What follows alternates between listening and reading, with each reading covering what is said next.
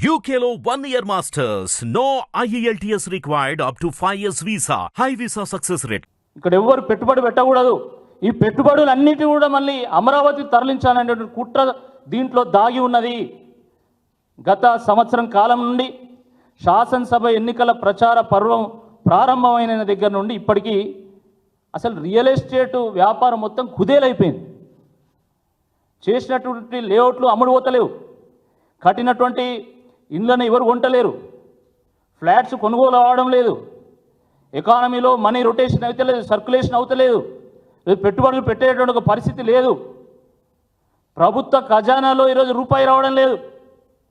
ఇటువంటి ఈ పరిస్థితుల్లో ఈరోజు హైదరాబాద్ బ్రాండ్ ఇమేజ్ దెబ్బతీయడం వల్ల రాష్ట్రానికి లాభమా నష్టమా ఒక్కసారి ఆలోచించాల్సిందిగా ఈ సందర్భంగా నేను అందరినీ కూడా కోరుతా ఉన్నాను. అంటే హైదరాబాద్ను దెబ్బతీయాలి, అమరావతిని బతికియాలి, తద్వారా గురువుకు గురుదక్షిణ చెల్లించాలి, అల్లునికి కట్నం ఇవ్వాలి. ఇది ఆలోచన. ఇంత దుర్మార్గం ఉంటుందా? అసలు ఏమన్నా ఆలోచన ఉన్నదా? మొన్న కన్వెన్షను కూలగొట్టగానే చాలామంది సరే పోనీ అనుకున్నారు. అక్కడెక్కడనో FTLలో ఏదో ఫామ్ హౌజులు ఉన్నాయి, అక్కడ ఒకటి రెండు కూలగొడితే సరే అనుకున్నారు. కానీ ఈరోజు పేద ప్రజల మీదకి వస్తున్నది ఈ గవర్నమెంటు. అరే FTLలో ఉంటే అన్ని ప్రభుత్వ భూములా? చాలామందికి అర్థం కావడం లేదు. FTLలో ఉన్నంత మాత్రాన ఈ ప్రభుత్వ భూములు కావు.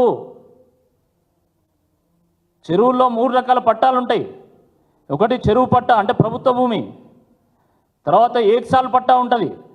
ఏక్సాల్ పట్టా అంటే వర్షాకాలంలో మొత్తం నీళ్లు చేరుతాయి, వర్షాకాలం దాటిన తర్వాత నీళ్లు తగ్గిన తర్వాత ఒక పంట అందులో పండించుకుంటారు. అంటే ఒక పంట కోసం ఏక్సాల్ పట్టాను ప్రభుత్వమే రైతులకు ఇచ్చింది. చెరువు అవతల అనేక మందికి పక్కా పట్టాలు ఉంటాయి. చాలామంది రెడ్లకు, చాలామంది యాదవులకు, గౌడ్స్కు, వివిధ కులాలకు సంబంధించినటువంటి రైతులకు ఈరోజు చెరువు చుట్టూ భూములు ఉన్నాయి.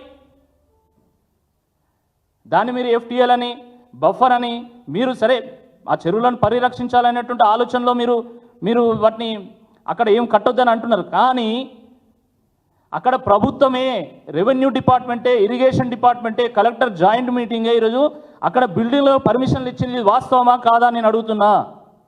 మరి మీరే పర్మిషన్ ఇచ్చి మీరే కూలిస్తే అంటే ఏమనాలి? అంటే ప్రభుత్వం అంటే కొనసాగింపుగా ఉండదా? కాంగ్రెస్ ప్రభుత్వం, బీజేపీ ప్రభుత్వం, TRS ప్రభుత్వం, సమాజ్వాదీ ప్రభుత్వం ఏముండదండి. ప్రభుత్వం ఏంటంటే ప్రభుత్వమే అది.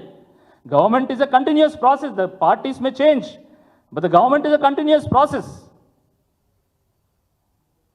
కాబట్టి దాన్ని అర్థం చేసుకోవాలా.